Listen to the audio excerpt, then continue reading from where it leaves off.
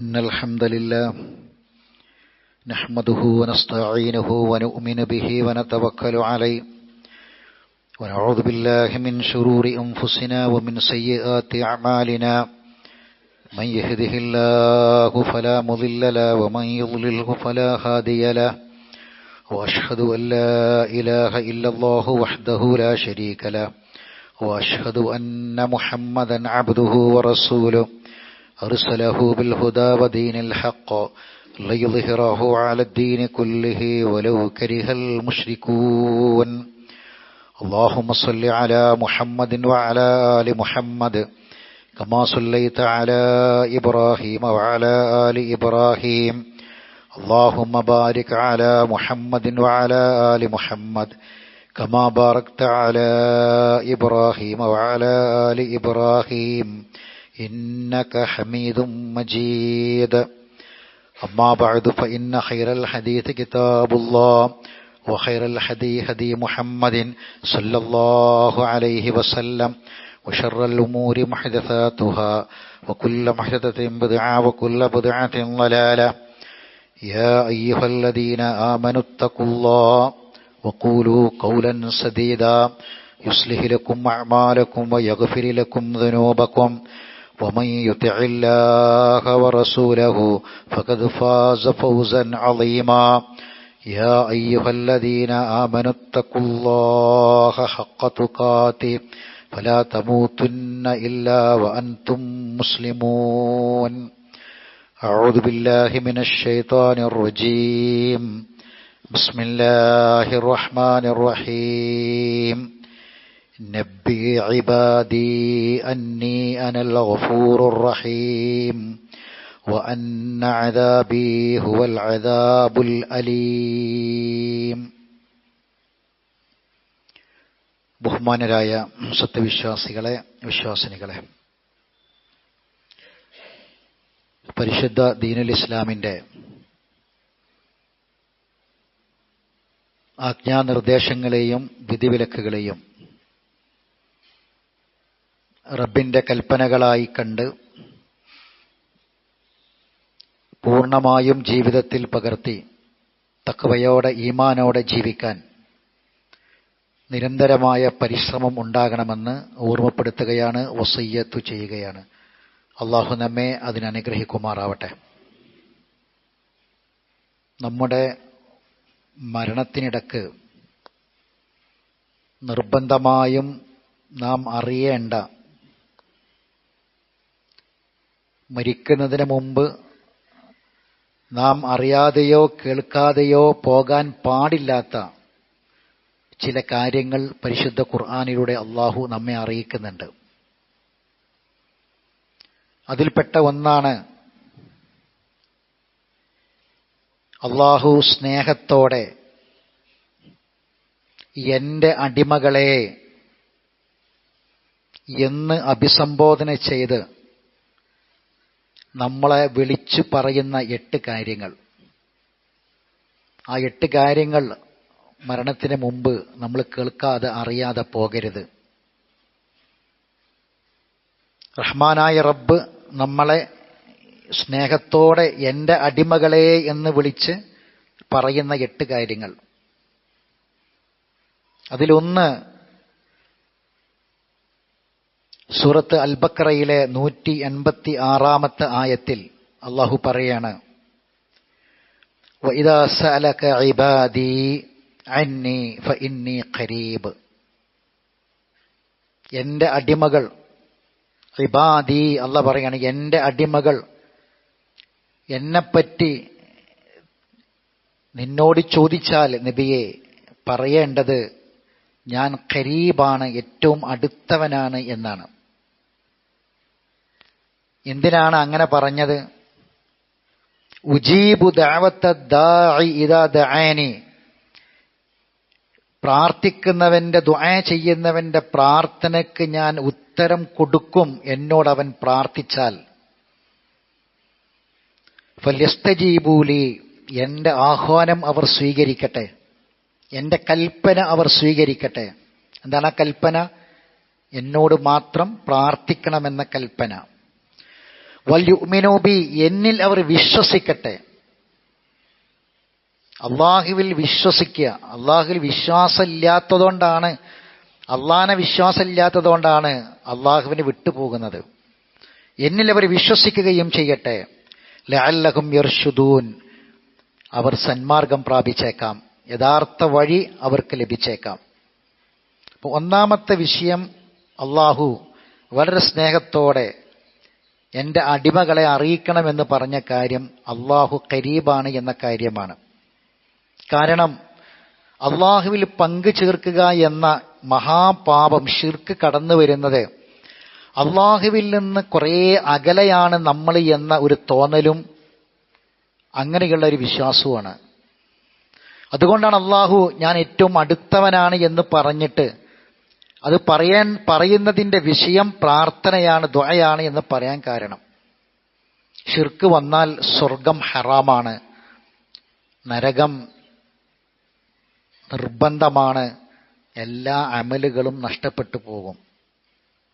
അതുകൊണ്ടാണ് ഒന്നാമതായി ആ കാര്യം തന്നെ പറഞ്ഞത്. ഇന്നത്തെ കാലത്ത് അള്ളാഹുവിൽ നിന്ന് ജനങ്ങളെ അകറ്റാൻ പ്രധാനമായും രംഗത്ത് വരുന്ന മതം പഠിച്ച പണ്ഡിതന്മാർ തന്നെയാണ്. അവർ അള്ളാഹുവിൽ നിന്ന് ജനങ്ങളെ അകറ്റിക്കൊണ്ടിരിക്കുകയാണ്. ഇപ്പൊ നമ്മൾ കഴിഞ്ഞ ഏതാനും ദിവസങ്ങളായിട്ട് കേൾക്കുന്ന കാര്യങ്ങളൊക്കെ അതാണ്. ഇപ്പൊ അവസാനം ഇപ്പൊ കഴിഞ്ഞ ദിവസം ഒരു പണ്ഡിതൻ, പ്രായമായ ഒരു പണ്ഡിതൻ, അദ്ദേഹത്തിന് എത്ര അനുഭവങ്ങൾ ഉണ്ടാകും, എത്ര പാണ്ഡിത്യമുണ്ടാകും, എത്ര അറിവുണ്ടാകും. പക്ഷെ അയാൾ പറയുന്ന വാക്ക് 2ാം ക്ലാസ്സുകാരൻ്റെ മതവിവരം പോലും ഇല്ലാത്ത വാക്കാണ്. അയാൾ പറഞ്ഞത് അള്ളാഹുവിൻ്റെ ഔലിയാക്കള് അള്ളാഹു കാണുന്ന പോലെ കാണും, അള്ളാഹു കേൾക്കുന്ന പോലെ കേൾക്കും. ഇപ്പൊ നമ്മൾ സാധാരണ പറയല്ലോ, അള്ളാഹു കാണാതെ ഒന്നും നിന്നെക്കൊണ്ട് ചെയ്യാൻ കഴിയില്ല, ഒരു തിന്മയും ചെയ്യാൻ കഴിയില്ല, അള്ളാഹു കാണാതെ ഒരു തിന്മയും ചെയ്യാൻ കഴിയില്ല എന്ന് നമ്മൾ പറയും. എങ്കിൽ ആ അറിവ് അല്ലാത്ത ചില ആളുകൾക്ക് ഉണ്ട് എന്ന് പറഞ്ഞാൽ അള്ളാഹുവിൽ പങ്കു ചേർക്കലല്ലേ അത്? ഒരു ഉദാഹരണത്തിന് വ്യഭിചരിക്കുന്ന ആളോട് നീ വ്യഭിചരിക്കുന്നു എന്നത് അള്ളാഹുവിൻ്റെ കണ്ണിൽ നിന്ന് മറച്ചു വെച്ച് നിനക്കാ തിന്മ ചെയ്യാൻ കഴിയില്ല. എന്നിട്ട് ഈ പണ്ഡിതൻ പറയാണ്, മമ്പുറത്തെ തങ്ങളും സിയം മടവൂരും അറിയാതെ ലോകത്തൊരു വ്യഭിചാരവും കാണാതെ നാൾ പറയിച്ചു. വ്യഭിചാരം കാണാതെ ലോകത്തൊരു വ്യഭിചാരവും നടക്കൂലാന്ന്. അവര് കാണാതെ ലോകത്തൊരു വ്യഭിചാരവും നടക്കൂലാന്ന് ഇപ്പൊ പ്രസംഗിച്ചതാ. വ്യഭിചാരാണ് പറയണത്, ആലോചിക്കണം. അത് കാണുകയാണെന്ന് ഈ മഹാന്മാര്. കാണാതെ ലോകത്തൊന്നും നടക്കൂലാന്ന്. ഞാനിത് പറഞ്ഞത് അള്ളാഹുവിൽ നിന്ന് ജനങ്ങളെ അകറ്റിക്കൊണ്ടുപോകുന്നതിന് ഉദാഹരണമാണ്. അള്ള പറയാണ്, സ്നേഹത്തോടെ അള്ളാഹിന്റെ അടിമകളെ വിളിച്ച് പറയാണ്, ഞാൻ നിങ്ങളുമായി ഏറെ അടുത്തവനാണ്, അതുകൊണ്ട് നിങ്ങൾക്ക് എല്ലാ സങ്കടങ്ങളും എന്നോട് പറയാം, ആവലാദികളും വേവലാദികളും എന്നോട് പറയാം. എന്തിനാണ് ഈ കേന്ദ്രങ്ങളൊക്കെ? ഈ കേന്ദ്രങ്ങളെല്ലാം മനുഷ്യർക്ക് വേവലാദികളും ആവലാദികളും പറയാനാണ്. അതിന്റെ പരസ്യം അങ്ങനെയാണ്, ആ കച്ചവടം അങ്ങനെയാണ്. ആഗ്രഹങ്ങൾ സഫലീകരിക്കാനാണ് അവിടേക്ക് പോകുന്നത്. എൻ്റെ ഒരു ആഗ്രഹമുണ്ട്, നിങ്ങൾ എനിക്ക് എന്തെങ്കിലും തരണം, ഒരു 10 രൂപ തരണം. അതല്ലല്ലോ ആ ആഗ്രഹം, അതല്ലല്ലോ ആ ആഗ്രഹം. നിങ്ങൾക്ക് നടപ്പിലാക്കിയത് ഒരു 10 രൂപ തന്നാൽ നിങ്ങൾക്കത് നടപ്പിലാക്കാൻ കഴിയും. പക്ഷെ അവിടേക്ക് ചെല്ലാൻ പറയുന്ന ആഗ്രഹം ഏതാണ്? അള്ളാഹുവിൻ്റെ അടുക്കൽ നിന്ന് നമ്മൾ ആഗ്രഹിക്കുന്ന ചില കാര്യങ്ങളുണ്ട്. അള്ളാഹുവിൻ്റെ അടുക്കൽ നിന്ന് ആഗ്രഹിക്കുന്ന അവന് മാത്രം നൽകാൻ കഴിയുന്ന ചില കാര്യങ്ങളുണ്ട്. അത് ഭൗതിക ലോകത്തിന്റെ എല്ലാ കാര്യകാരണങ്ങൾക്ക് അപ്പുറമാണ്. അതാണ് വഹ്ദാനിയത്ത്, അള്ളാന്റെ ഏകത്വം, തൗഹീദ്. അതാണ്. അത് ഇങ്ങനെ ചില ആളുകൾക്ക് വകവെച്ചു കൊടുക്കുന്നു. എത്രമാത്രം അപകടകരമാണ്! അല്ലാഹു സുബ്ഹാനഹു വ തആല പറഞ്ഞ ഈ കാര്യം, എൻ്റെ അടിമകളെ എന്ന് വിളിച്ച് സ്നേഹത്തോടെ അഭിസംബോധന ചെയ്ത് പറയുന്ന 8 കാര്യങ്ങളിൽ ഒന്നാമത്തെ കാര്യം അതാണ്. അതറിയാതെ പോയാൽ നമ്മളെ ലാ ഇലാഹ ഇല്ലല്ലാഹ് പരാജയപ്പെട്ടു പോകും, നമ്മളെ ലാ ഇലാഹ ഇല്ലല്ലാഹ് പൊളിഞ്ഞു പോകും. ഏതൊരു മുസ്ലിമും ആഗ്രഹിക്കുന്നത് എവിടെ വെച്ച് എങ്ങനെ മരണപ്പെടുകയാണെങ്കിലും, ഒരു പക്ഷേ മരണത്തിന്റെ സഹിക്കാൻ കഴിയാത്ത ദാഹത്തിന്റെ സമയത്ത്, ഒരു തുള്ളി വെള്ളം തരാൻ പോലും ഒരാളുമില്ലാത്ത സമയത്ത്, പാഞ്ഞു പോകുന്ന ഒരു വാഹനത്തിൽ വെച്ചോ ഒരു റോട്ടിൽ വെച്ചോ എവിടെയെങ്കിലും വെച്ച് മരണപ്പെടുകയാണെങ്കിൽ പോലും, ഒന്നും കിട്ടിയിട്ടില്ലെങ്കിലും ലാ ഇലാഹ ഇല്ലല്ലാഹ് എന്ന് ചൊല്ലാൻ കിട്ടാതിരിക്കാൻ പാടില്ല. അതാണ് നമ്മൾ ആഗ്രഹിക്കുന്നത്. അല്ലേ? എങ്കിൽ ആ ലാ ഇലാഹ ഇല്ലല്ലാഹ് ലഭിക്കാതെ അത് നഷ്ടപ്പെട്ടു പോകുന്ന ഒരു അവസ്ഥയിലേക്കാണ് ഈ സമൂഹത്തെ കൊണ്ടുപോകുന്നത് നമ്മൾ അറിയണം. അതുകൊണ്ട് അള്ളാഹു സ്നേഹത്തോടെ എൻ്റെ അടിമകളെ എന്ന് വിളിച്ചു പറഞ്ഞ് ഈ ഒന്നാമത്തെ കാര്യം മനസ്സിലാക്കുക. രണ്ടാമത്തെ കാര്യം, സൂറത്ത് ഇബ്രാഹീമിലെ 31-ാമത്തെ ആയത്ത്, കുൽ നബിയെ പറയുക, ലിഇബാദി എൻ്റെ അടിമകളോട് അല്ലാഹ് പറയാണ്, കുല്ലി ഇബാദി അല്ലദീന ആമനു, ഈമാനുള്ള എൻ്റെ മുഅ്മിനുകളായ എൻ്റെ അടിമകളോട് പറയണം, യുഖീമൂനസ്സലാ, നമസ്കാരം മുറ പോലെ നിലനിർത്താൻ പറയണം, മുറ പോലെ നിലനിർത്താൻ പറയണം. വയുൻഫിഖൂന മിമ്മാ റസഖ്നാഹും സിർറൻ വഅലാനിയ, ഞാൻ അവരെ കയ്യിൽ ഏൽപ്പിച്ച മുതലുണ്ട്, ഞാൻ അവർക്ക് നൽകിയതിൽ നിന്ന് രഹസ്യമായും പരസ്യമായും ചിലവഴിക്കണമെന്ന് അവരോട് പറയണം. മിൻ ഖബലി അൻ യഅ്തിയ യൗമുൻ, ഒരു ദിവസം വരാനുണ്ട് നിങ്ങൾക്ക്, ആ ദിവസം വന്നെത്തുന്നതിന്റെ മുമ്പായി നിങ്ങളെ ഏൽപ്പിച്ചതിൽ നിന്ന് നിങ്ങൾ കൊടുക്കണം. ഏതാണ് ആ ദിവസം? ലാ ബൈഉൻ ഫീ വലാ ഖിലാൽ, ഒരു ക്രയവിക്രയവും ഒരു ചങ്ങാത്തവും നടപ്പിൽ വരാത്ത ദിവസം, നടക്കാത്ത ദിവസം. ബൈ എന്ന് പറഞ്ഞാൽ ക്രയവിക്രയം, ഖിലാൽ എന്ന് പറഞ്ഞാൽ ചങ്ങാത്തം. നമ്മൾ ബന്ധങ്ങൾ എന്നാ ഖിലാൽ എന്ന് പറയാം. അപ്പോ അള്ള തന്നതിൽ നിന്ന് കൊടുക്കേണ്ടിടത്ത് പോലും കൊടുക്കാതെ നമ്മൾ എടുത്തു വെക്കുന്നത് ഇങ്ങനെയുള്ള ചില കാര്യങ്ങളാണ്. നമ്മൾ ചില ക്രയവിക്രയങ്ങളെ ഉദ്ദേശിക്കുന്നു, ചില ബൈഉണ്ട്, സാമ്പത്തിക ഇടപാടുകൾ, കൊടുത്ത് അതിൻ്റെ ഇരട്ടി അങ്ങനെ വാങ്ങണം.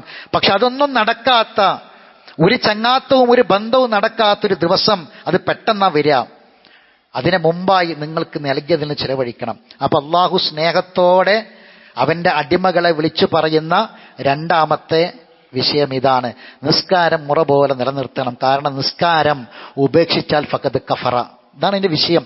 അള്ളാഹ് സ്നേഹത്തോടെ വിളിച്ചു പറയുന്ന ഈ 8 കാര്യങ്ങളും വളരെ പ്രധാനപ്പെട്ട കാര്യങ്ങളാ. നമസ്കാരം ഒരാള് ഒഴിവാക്കിയാൽ ഫഖദ് കഫറ, അവൻ കാഫിറായിട്ടാണ് മരിക്കുക. ഒരാൾ നിസ്കാരത്തിന്റെ സമയമായി നിസ്കരിച്ചിട്ടില്ല എങ്കിൽ, അയാൾ മരിച്ചുവെങ്കിൽ ആ നിസ്കാരം നിസ്കരിക്കാതെയാണ് മരിച്ചത്, കാഫിറായിട്ടാ മരണം. അൽ ഫർഖു ബൈനൽ മുഅ്മിനി വൽ കാഫിരി തർക്കുസ്സലാ, മുഅ്മിനിന്റെയും കാഫിറിന്റെയും ഇടയിലുള്ള വ്യത്യാസം നിസ്കാരം ഒഴിവാക്കലാണ്. ഒരാൾ മുഅ്മിനാണോ ഒരാൾ കാഫിറാവണം തീരുമാനിക്കുന്ന കാര്യം അതാണ്. അപ്പൊ നമസ്കാരത്തിന്റെ കാര്യത്തിൽ അശ്രദ്ധ പാടില്ല. കരയിലാണെങ്കിലും കടലിലാണെങ്കിലും നിസ്കാരം കൃത്യമായി നിർവഹിക്കണം. അള്ളാഹുവിന്റെ ഫദ്ല് തേടി കടലിലേക്ക് പോകുന്ന യാത്രക്കാരാണെങ്കിൽ അവര് ഞാൻ കടലിൽ പോകുന്നു എന്ന് പറഞ്ഞ് നിസ്കാരം ഒഴിവാക്കാൻ പാടില്ല. കൃത്യ സമയത്ത്, അത് ദീർഘദൂരമുള്ള യാത്രയാണെങ്കിൽ ഒരു ദിവസം രാവിലെ പുറപ്പെട്ടാൽ അന്ന് രാത്രിയൊക്കെ തിരിച്ചു വരുള്ളൂ. അങ്ങനെയുള്ള ദൂരമാണെങ്കിൽ അവർക്ക് ജമ്മും കസ്റുമാക്കി നിസ്കരിക്കാം. 2 നമസ്കാരം ഒരു സമയത്ത് 4 റക്അത്തിൽ 2 റക്അത്തായി നിസ്കരിക്കാം. അവർക്ക് ഇരുന്ന് നിസ്കരിക്കാം. വെള്ളമില്ലെങ്കിൽ അവർക്ക് തയമം ചെയ്യാം. അത് ഏത് യാത്രയിലും കടലിലും കരയിലും ആകാശത്തും എവിടെയാണെങ്കിലും നിസ്കാരം ഒഴിവാക്കരുത്. ബോധമുണ്ടോ, ഓർമ്മയുണ്ടോ എങ്കിൽ നിസ്കരിച്ചിരിക്കണം. നിൽക്കാൻ കഴിയില്ലെങ്കിൽ ഇരിക്കാൻ കഴിയില്ലെങ്കിൽ കിടക്കുക. നിങ്ങൾക്ക് ഉള്ളിൽ ബോധമുണ്ടെങ്കിൽ ഉള്ളിൽ നിസ്കരിക്കണം സഹോദരങ്ങളെ, നിസ്കാരം ഒഴിവാക്കാൻ പാടില്ല. അതുകൊണ്ട് അള്ളാഹ് അത്രയും സ്നേഹത്തോടെ വിളിച്ചു പറഞ്ഞു, എൻ്റെ പൊന്നു അടിമകളെ, നിസ്കരിക്കണം എന്നല്ല അള്ളാഹ് പറഞ്ഞത്, നിസ്കരിക്കണം എന്നല്ല. യുഖീമൂന സ്വലാ എന്ന് പറഞ്ഞാൽ നിസ്കാരം മുറ പോലെ നിലനിർത്തണം എന്നാണ്. എങ്ങനെ നിസ്കരിക്കാനാണോ പറഞ്ഞത് അതുപോലെ അതിന് ഖൗഫ് ഉണ്ടാകണം, ഭയഭക്തി ഉണ്ടാകണം, ഖുശൂ ഉണ്ടാകണം. കൃത്യമായ നിസ്കാരം, സാവധാനമായിരിക്കണം. ചൊല്ലേണ്ട ദിക്റുകളും ആയത്തുകളും അതുപോലെ തന്നെ ദിക്റുകളും ഒക്കെ സൂറത്തുകളൊക്കെ ഓതണം. എന്നിട്ട് ആ നിസ്കരിക്കാൻ പറഞ്ഞ പോലെ അതിന്റെ മുറ പോലെ സമയത്ത് കൃത്യമായി നിലനിർത്തണം. നിലനിർത്തുക എന്നാ പറഞ്ഞത്. കുറേയാണ് നിസ്കരിച്ചിട്ട് പിന്നെ ചില ആൾക്കാർ നിസ്കാരം നിർത്തലുണ്ട്. അത് പാടില്ല. മരിക്കുന്നത് വരെ ഈ നമസ്കാരം നിലർത്തിക്കൊണ്ടുപോകണം. വളരെ ഗൗരവമുള്ള വിഷയം. ഇല്ല എങ്കിൽ കാഫിറായിട്ടായിരിക്കും മരണം ഉണ്ടാകുക. പരലോകത്ത് വന്നാലേ ഒന്നാമത്തെ കാര്യം, രണ്ടാമത്തെ കാര്യം നോക്കി നിങ്ങൾ. ഒന്നാമത്തെ കാര്യം തൗഹീദാ. പരലോകത്ത് ആദ്യത്തെ ചോദ്യം അതാ. അത് കഴിഞ്ഞാൽ പിന്നെ തൊട്ടടുത്ത ചോദ്യം നിസ്കാരാണ്. തൗഹീദിന് ശേഷം പിന്നീട് ആദ്യമായി ചോദ്യം ചെയ്യപ്പെടുന്ന കാര്യം നമസ്കാരമാണ്. ആ നമസ്കാരത്തെക്കുറിച്ച് മറുപടി പറയാതെ പരലോകത്ത് രക്ഷപ്പെടാൻ കഴിയില്ല. മൂന്നാമതായി അള്ളാഹു പറയുന്നത് സൂറത്ത് ഹിജ്റിലെ 42-ാമത്തെ ആയത്ത്. അള്ളാഹു നമ്മളെ സൃഷ്ടിച്ചു, അള്ളാഹിന്റെ അടിമകളായി സൃഷ്ടിച്ചു. എന്നിട്ട് അള്ളാഹു ഒരു കാര്യം നമ്മളെ അറിയിക്കുകയാണ്. ആ കാര്യം ഇതാണ്, നമുക്ക് പരീക്ഷണമായി അള്ളാഹു ശൈത്താനെ വെച്ചിട്ടുണ്ട്. അതുകൊണ്ട് ഇന്ന ഇബാദി, ഇബ്ലീസിനോട് അള്ളാഹ് പറഞ്ഞതാ. അള്ളാഹു ഇബ്ലീസിനോട് സുജൂദ് ചെയ്യാൻ പറഞ്ഞതും മലക്കുകളോട് സുജൂദ് ചെയ്യാൻ പറഞ്ഞതും ആ ചരിത്രമൊക്കെ നമുക്കറിയാം. അതിനുശേഷം ഇബ്ലീസ് നന്ദികേട് കാണിച്ചു, അള്ളാന്റെ കൽപ്പന ധിക്കരിച്ചു. ആ സമയത്ത് ഇബ്ലീസ് അള്ളാഹിനോടൊരു കാര്യം ചോദിക്കുന്നുണ്ട്. ആ ചോദ്യതാണ്, ഖിയാമത്ത് നാൾ വരെ എനിക്ക് ആയുസ് നീട്ടിത്തരാൻ പറ്റുമെന്നാണ്. അള്ളാഹു പറഞ്ഞു, നിനക്ക് ഖിയാമത്ത് നാൾ വരെ ആയുസ് നീട്ടി തന്നിട്ടുണ്ട്. നിന്നെ എൻ്റെ അടിമകളായ ആദമിൻ്റെ മക്കൾക്ക് പരീക്ഷണമാക്കി വെച്ചിട്ടുണ്ട്. ജിന്നുകൾ എന്ന് പറഞ്ഞാൽ ജനിക്കുന്നു, മരിക്കുന്നു. ആണുണ്ട്, പെണ്ണുണ്ട്, മുസ്ലിമുണ്ട്, കാഫിറുണ്ട്. അവർക്കിടയിൽ കബീല, ഗോത്രമുണ്ട്, ജുനൂദ് സൈന്യമുണ്ട്, ഹിസ്ബ് പാർട്ടിയുണ്ട്. ഇതൊക്കെ ഉണ്ട് ജിന്നുകൾക്കിടയിൽ. ആ ജിന്നിൽപ്പെട്ട ഒരുത്തന്റെ പേരാണ് ഇബ്ലീസ്. ഇബ്ലീസ് കാന മിനൽ ജിന്ന് എന്ന് നമ്മൾ ഓതിയതാ അൽ കഹ്ഫില്. ഇബ്ലീസ് കാന മിനൽ ജിന്ന്, ഇബ്ലീസ് ജിന്ന് വർഗത്തിൽപ്പെട്ടവനാ. ആ ജിന്ന് വർഗത്തിൽപ്പെട്ട ഒരുത്തന്റെ പേരാണ് ഇബ്ലീസ്. ആ ഇബ്ലീസിന് അള്ളാഹു ഖിയാമത്ത് നാൾ വരെ ആയുസ് കൊടുത്തിട്ടുണ്ട്. ആ ഇബ്ലീസിന് വയസ്സാകുന്ന വിചാരിക്കണ്ട, പ്രായമാകുന്ന വിചാരിക്കണ്ട. ഇബ്ലീസിന് അന്നത്തെ ഊർജവും അന്നത്തെ ആരോഗ്യവും അന്നത്തെ ശക്തിയും ഖിയാമത്ത് നാൾ വരെ ഉണ്ടാവും. ആ ഇബ്ലീസിന് ജനിക്കുന്ന മക്കൾ, അതാണ് ദുര്രിയത്ത്. ഖുർആനിൽ പറഞ്ഞ ദുര്രിയത്ത്. അവന്റെ പട്ടാളമാണ് ജുനൂദ്, ഖുർആനിൽ പറഞ്ഞ ജുനൂദ്. അവന്റെ പാർട്ടിയാണ് ഹിസ്ബു ഷൈത്താൻ, ഷൈത്താന്റെ പാർട്ടി. അവന്റെ ആ ഗോത്രമാണ്, കബീലയാണ്, കബീല ഗോത്രം ഇബ്ലീസിന്റെ. അതിനെ പരീക്ഷണത്തിന് വെച്ചതാ. അപ്പോ ഇബ്ലീസ് പറഞ്ഞു, ഞാനിതാ നിന്റെ ഈ ആദം എന്ന ഞാൻ ഇങ്ങനെ എനിക്ക് കിട്ടിയ ആദരവെല്ലാം നഷ്ടപ്പെടാൻ കാരണമായ ഈ ആദമിന്റെ മക്കളെ ഖിയാമത്ത് നാൾ വരെയുള്ള ആൾക്കാരൊക്കെ ഞാൻ തെറ്റിക്കും. കാരണം മനുഷ്യനെ അള്ളാഹ് പടച്ചത് സ്വർഗത്തിന് വേണ്ടിയിട്ടാ. നമ്മളെ പടച്ചത് സ്വർഗം തരാനാ. നമ്മളെ വീട് ശരിക്കും അവിടെ അല്ല. ഏതൊരു മനുഷ്യനും പ്രായമാകാത്ത, മുടി നരക്കാത്ത, അസുഖങ്ങളില്ലാത്ത, മരണമില്ലാത്ത, ഉള്ളത് നഷ്ടപ്പെടാത്ത ഒരു ജീവിതം ആഗ്രഹിക്കാത്ത ആരാ ഉള്ളത്? ആരുമില്ല. അത് ഈ ദുനിയാവിൽ നടക്കൂല. അത് നടക്കുന്ന ലോകം അവിടെയാണ്, സ്വർഗത്തിൽ മാത്രമേ ഉള്ളൂ. അപ്പൊ ഇബ്ലീസ് പറയാണ്, ആ സ്വർഗത്തിൽ നിന്ന് ഭൂരിപക്ഷം മനുഷ്യന്മാർ ഞാൻ തെറ്റിക്കും. അള്ളാഹു അത് നിശ്ചയിച്ചു, പരീക്ഷണമാക്കി വെക്കാൻ തീരുമാനിച്ചു. എന്നിട്ട് അള്ളാഹ് പറഞ്ഞ വാക്കാണ് ഇന്ന ഇബാദി, തീർച്ചയായി എൻ്റെ അടിമകൾ, ലൈസ ലക അലൈഹിം സുൽത്താനുൻ, അവരുടെ മേൽ നിനക്കൊരു ആധിപത്യം ഉണ്ടാവൂല, നിനക്കൊന്നും ചെയ്യാൻ കഴിയില്ല. ഇല്ലാ മനിത്തബഅക മിനൽ ഗാവീൻ, അവരിൽ നിന്ന് സ്വന്തം ഇച്ഛകളെ തോന്നുന്നതിനെ പിൻപറ്റുന്നവർ ഒഴികെ. ഈ കേൾക്കുന്നതൊന്നും അല്ല. അള്ളാഹ് ഖുർആനിൽ പറയുന്നത് അവർക്ക് പ്രശ്നമല്ല. ഒന്നും അവർക്ക് എന്താണോ തോന്നിയത് അതുപോലെ ജീവിക്കും. ചില ആൾക്കാർ അവരെന്താണോ ജീവിച്ചു വന്നത് അതുപോലെ ജീവിക്കും, മാറാൻ തയ്യാറാവൂല. ഇന്നലെ എൻ്റെ ജീവിതം എങ്ങനെയായിരുന്നു, അതൊന്നും മാറ്റണമല്ലോ, ഇന്ന് തീരുമാനിക്കൂല. ഇന്നലത്തെ പോലെ തന്നെ ഇന്നും പോവുക, മിനിയാന്നകത്തെ പോലെ തന്നെ ഇന്നലെ ആയത്, അങ്ങനെ മരിച്ചു പോകും. ഇങ്ങനെയുള്ള മനുഷ്യന്മാരെ അല്ലാതെ എൻ്റെ അടിമകളെ നിനക്കൊന്നും ചെയ്യാൻ കഴിയില്ല. എൻ്റെ അടിമകൾ എന്നല്ല പറഞ്ഞത്, അടിമകളിൽ പെടണം. അപ്പോ എന്താണ് ഇബ്ലീസ് ചെയ്യുന്ന പരിപാടി? ല ഉസയ്യിനന്ന ലഹും ഫിൽ അർളി, ഭൂമിയിലുള്ളത്, ഭൂമിയെ, ജീവിതത്തെ, ഇതിന്റെ വിഭവങ്ങളെ അവർക്ക് ഞാൻ അലങ്കാരമാക്കി കാണിക്കും.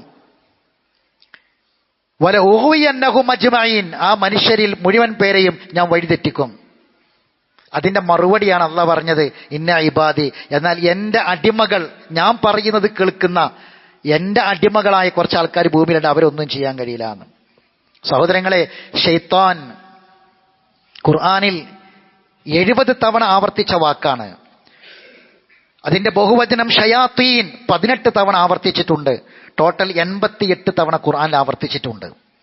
ഖുർആനിന്റെ ഇൽമിനെ 2 ഭാഗമാക്കിയാൽ, ഖുർആൻ നമുക്ക് നൽകുന്ന ഇൽമിനെ 2 ഭാഗമാക്കിയാൽ, ഒന്ന് മഅരിഫത്തുല്ലാഹ്, അള്ളാഹിനെ അറിയലാണ്. 2 തആറുഫു ഷൈത്താൻ, ഷൈത്താനെ തിരിച്ചറിയലാണ്. ഇത് രണ്ടുമാണ് ഖുർആന്റെ ഇൽമ്. ഷൈത്താനിനെ തിരിച്ചറിയാത്ത ഒരാൾക്ക് സ്വർഗം കിട്ടൂല. അതുകൊണ്ട് അള്ളാഹ് സ്നേഹത്തോടെ വിളിച്ചു പറയാണ്, കേട്ടോളൂ, ഇബ്ലീസിന് അള്ളാഹ് കൊടുക്കുന്ന അധികാരം കേട്ടോളൂ. ഫസ്തഫ്സിസ് മനിസ്തതഅത മിൻഹും ബിസൗതിക, നിനക്ക് സാധിക്കുന്നവരെ നിന്റെ ശബ്ദം കൊണ്ട് നീ ഇളക്കി വിട്ടോ. ഷൈത്താന്റെ ശബ്ദം ശ്രദ്ധിച്ചു കേൾക്കണം, ഇത് ഖുർആനാണ്. ഷൈത്താനോട് പറ, നിന്റെ ശബ്ദം കൊണ്ട് നിനക്ക് സാധിക്കുന്നവരെ നീ ഇളക്കി വിട്ടോ. ഇളക്കിവിടും ഷെയ്ത്താൻ ശബ്ദം മുഖേന. വാജിലിബ് അലൈഹിം ബിഖൈലിക വറജിലിക, നിന്റെ കാലാൾപ്പടയെയും കുതിരപ്പടയെയും അവർക്കെതിരെ നീ വിളിച്ചു കൂട്ടുക. ഷെയ്ത്താനിന്റെ കുതിരപ്പട കാലാൾപ്പട നിഷേധിക്കണ്ട, അല്ലാഹ് പറഞ്ഞ അപ്പടി വിശ്വസിക്കുക. ഷെയ്ത്താനിന്റെ കാലാൾപ്പടയും കുതിരപ്പടയും അവർക്കെതിരെ വിളിച്ചു ചേർക്കുക. വശാരിക്കുഹും ഫിൽ അംവാലി വൽ ഔലാദ്, അവരെ മുതലിലും മക്കളിലും നീ ഷെയർ എടുക്കുക. നമ്മളെ മുതലിൽ ഷെയ്ത്താന് ഷെയർ ഉണ്ടാകും, നമ്മളെ മക്കളിൽ ഷെയ്ത്താന് ഷെയർ ഉണ്ടാകും. വശാരിക്കുഹും ഫിൽ അംവാലി വൽ ഔലാദ്, നമ്മളെ മുതല് ഷെയ്ത്താനിന് ഷെയറുള്ള മുതലാകരുത്. നമ്മളെ മക്കളിൽ ഷെയ്ത്താനിന് പങ്കാളിത്തമുള്ള മക്കൾ ഉണ്ടാകരുത്. ഉണ്ടാകും, അള്ളാഹു കൊടുത്തിട്ടുണ്ട് ഷെയ്ത്താന്. ആ സ്വാതന്ത്ര്യം കൊടുത്തു, അത് അവൻ നടപ്പിൽ വരുത്തുക തന്നെ ചെയ്യും. എന്നിട്ട് പറയാണ്